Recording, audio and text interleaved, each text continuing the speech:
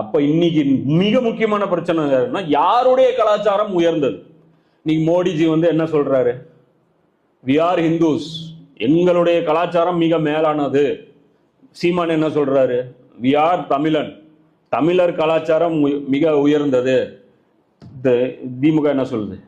We are Dravidians, எங்களுடைய கலாச்சாரம் தான் உயர்ந்தது. வெள்ளக்காரன் என்ன சொல்றான்? எங்களுடைய கலாச்சாரம் தான். நாங்க ஆட்டத்திலேயே இல்லையே. அதான் சொல்லுவாங்கல்ல, பதில் தெரியலன்னா கூட பரவாயில்ல, எனக்கு தான் கேள்வியே புரியலையே அப்படின்னு. நீ முஸ்லீம்களுடைய நிலைமை என்ன தெரியுமா? எனக்காக பதில் சொல்ல தெரியலன்னா பரவாயில்ல, இங்க என்ன ஆட்டம்னு எனக்கு புரியலையே. சயின்ஸ்ல போய் மேக்ஸ் எழுதுறீங்க, மேக்ஸ்ல போய் இங்கிலீஷ் எழுதுறீங்க, இங்கிலீஷ்ல போய் ஜியாகிரபி எழுதுறீங்க. கேட்டா நாங்க 100க்கு நாங்க பக்கம் பக்கமா எழுதி தள்ளிட்டோங்கிறீங்க. உங்களுக்கு 0 தான் போடணும். உங்க சிலபஸ் சப்ஜெக்டே தப்பு. எங்க நிறைவேறும்? உலகம் பூரா நிறைவேறும். இப்போ புரியுதா? ரசூல்லா ஈசா நபி என்ன பண்ண போறாங்க? திருச்சட்டம் உலகம் முழுவதும் நிறைவேறிய தீரும், அதன் ஒரு சிற்றெழுத்தோ ஒரு புள்ளியோ ஒழியாது என உறுதியாக உங்களுக்கு சொல்றேன்.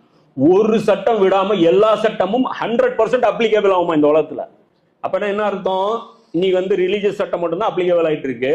பொலிட்டிக்கல், எக்கனாமிக்கல், சோசியல் இந்த சிஸ்டம்லாம் சட்டம்லாம் அப்ளிகேபிளா இல்ல. இதுக்காகத்தான் நான் வந்தேன். இதை வச்சுதான் அல்லாவையே நம்ம காட்ட முடியும். ஏன்னா அல்லாவுக்கு உருவம் இல்ல. அதுதான் அல்லாமா இக்பால் சொல்லுவாரு, குதாய லம் யஸல் கா தஸ்த குதுரத் தூ ஜுபான் தூ ஹை. அல்லாஹ்வுடைய கையும் நீதான், அல்லாஹ்வுடைய வாயும் நீதான்டாம்ப. நம்ம பேசுனா அல்லாஹ் பேசுன மாதிரி இருக்கணும். அதுதான் அல்லாஹ் புகாரில வருது இல்ல, இவன் பேசுனா அல்லாஹ்வுடைய நாவு, அவன் பார்த்தா அல்லாஹ்வுடைய நாவு, அவன் கையை அல்லாஹ்வுடைய கையே, அவன் காலு அல்லாஹ்வுடைய காலு. இது நம்மளை வச்சு அல்லாஹ் எடை போடணும்.